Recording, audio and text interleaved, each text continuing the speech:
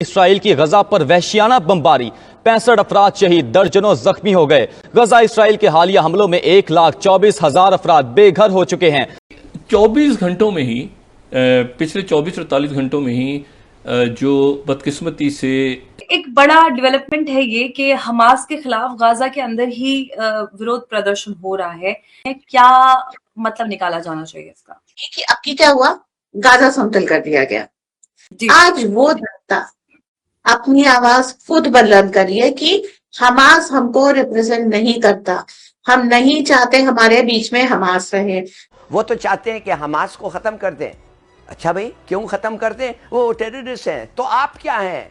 Israel क्या है अगर टेरर स्टेट नहीं है? ग्रेटर इसराइल की ख्वाहिशमंद सहनी फौज ने फलस्तीन में जुल्म बर्बरियत के पहाड़ तोड़ डाले। इसराइली फौज का गजा में जारी हमलों का सिलसिला थम न सका और ऐसा लगता है कि गजा और हमास को तबाह करने के लिए शुरू की जाने वाली जंग बहुत खतरनाक मोड़ की तरफ जाता नजर आ रहा है ये।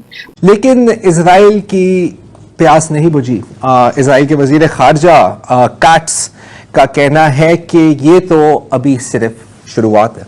और इससे अंदाजा होता है डोनाल्ड ट्रंप ने उसको एक मरतबा नहीं 3 मरतबा एंडोर्स कर दिया है कि गजा जो है वो बस उसको रहने के काबिल ही नहीं है। हेलो दोस्तों, स्वागत है आप सभी का APN चैनल पे। तो फ्रेंड्स, आइए देखते हैं पाकिस्तानी मीडिया की लेटेस्ट वीडियो।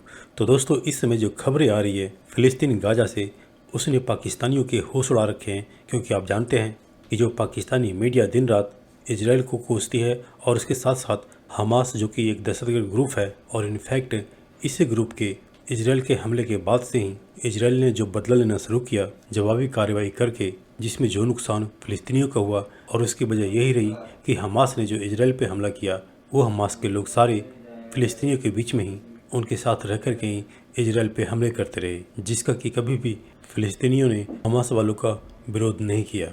लेकिन अब जबकि इजराइल के लगातार हमले से गाजा लगभग तबाह हो चुका है, यानी सब कुछ लूट पिट गया है, तब जाके शायद अब फ़िलिस्तीनियों को होश आ रहा है और वो अब गाजा में ही हमास के खिलाफ नारे लगा रहे हैं। वो हमास को कह रहे हैं कि यहाँ से निकल जाएं।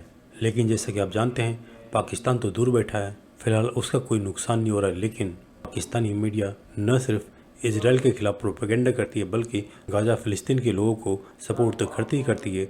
इसी के साथ साथ हमास जैसे ग्रुप को भी पाकिस्तानी मीडिया भरपूर सपोर्ट करती है।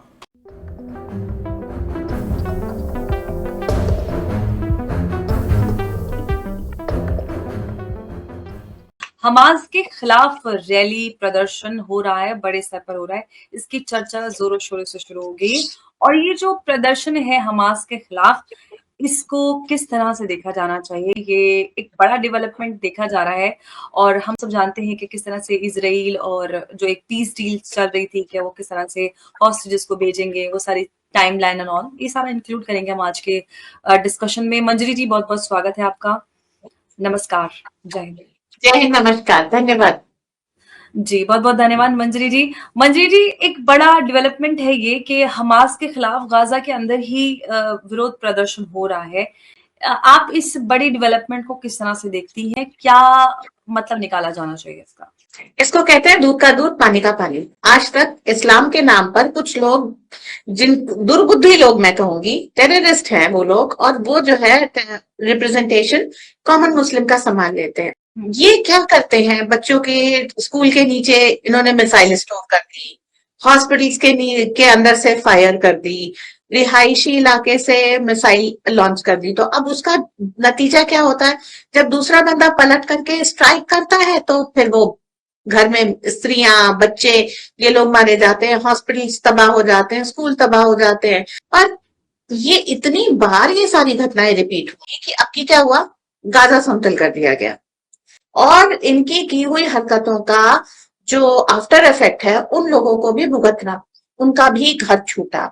आज वो जनता अपनी आवाज खुद बुलंद करी है कि हमास हमको रिप्रेजेंट नहीं करता, हम नहीं चाहते हमारे बीच में हमास रहे। हमको आज तक इस्लाम के नाम पे कभी मजबूर किया, कभी किसी नाम पे मजबूर किया। बेसिकली हमारा दोहन हुआ और लोग हमारे लिए, हमारी किसी भी जरूरत के लिए चिंतित नहीं थे। तो अब हम इतना चाहते हैं कि हम अपना रिप्रेजेंटेशन खुद करेंगे, हमास हमारे बीच से निकल करके जाए, ताकि हम कायदे से, शांति से जी सकें। और पहली बार एंटी हमास रैली गाजा में निकल रही है। वो गाजा जहां पर सामान्य नागरिक को ये यूज करते थे अपने ये कह लीजिए सैंडबैग के तरीके से, कि सामने एक स्त्री को गोद में बच्चे को खड़ा कर दिया, पीछे से चुप करके अटैक किया। तो ये चीज अब नहीं चलेगी। नाजरीन, प्रोग्राम के आगाज में हम बात करेंगे, बरतानवी अखबार ने दावा किया है कि इसराइल गजा की पट्टी पर दोबारा कब्जा कर लेगा। इसराइली फौज जो है ये मंसूबा तैयार करके बैठी हुई है और इसराइली फौज की जानिब से इस मंसूबे को हतमी शक्ल देने के लिए अमेरिका की सपोर्ट भी हासिल है। किस तरह से आप देख रहे हैं? देखिए, गजा पर कब्जा करने की ख्वाहिश जो है वो इसराइल की नई नहीं है और ये बरतानवी अखबार की जो रिपोर्ट है ये इस वक्त मबनी है उन इतलात पर जो तल अवीव से निकल रही हैं कि इसराइल करना क्या चाहता है गजा में। गजा के हवाले से उसके प्लान कभी भी ढके छुपे नहीं रहे हैं। ये पूरी फ़लस्तीनी कौम को भी पता है, पूरी मुस्लिम उम्मा को भी पता है। मुसलमानों ने क्रिमिनल खामोशी इख्तियार की रखी है, लेकिन गजा के लोगों ने, फ़लस्तीनियों ने, फ़लस्तीन के से मुतल्लिक़ तमाम तंजीमों ने हमेशा इसको ना सिर्फ मुस्तरद किया है बल्कि इसको रेजिस्ट किया है।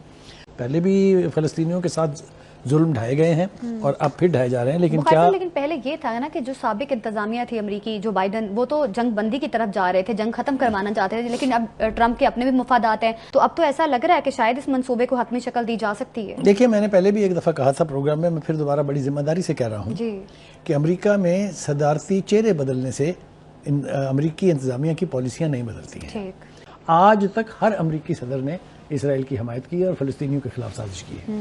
तो ये सिर्फ थोड़ा सा चक्कर देने के लिए कहा जा रहा है कि वो इंतज़ामिया पिछली जो है बाइडन की वो थोड़ी सी सॉफ्ट थी और ये आके तो बहुत एक्सट्रीम पे चला गया। बिल्कुल ऐसा नहीं है। अभी तो इसको आए हुए 4 हफ्ते 6 हफ्ते हुए हैं ना। इससे पहले जो कुछ हो रहा था फ़लस्तीनियों के साथ पिछले 1 साल से, जो जंग शुरू की थी वो ट्रंप ने कराई थी। वो सब कुछ उनके होते हुए हुआ ना। जो हथियार दिए गए, जो जिस तरीके से उनको लेटेस्ट जहाज दिए गए हैं, जिस तरह उसको मिसाइल सिस्टम दिया गया है, तो ये तो हर अमरीकी इंतजामिया, चाहे वो बाइडन है, चाहे वो ओबामा है, चाहे वो कोई भी है, उनकी पॉलिसी इसराइल के हवाले से एक ही रही है। लेकिन इसराइल की प्यास नहीं बुझी। इसराइल के वजीर खारजा कैट्स का कहना है कि ये तो अभी सिर्फ शुरुआत है। और इसके साथ साथ फ्लायर गिराए जा रहे हैं गजा पर, जिसमें कुरानी आयत का सहारा लिया जा रहा है।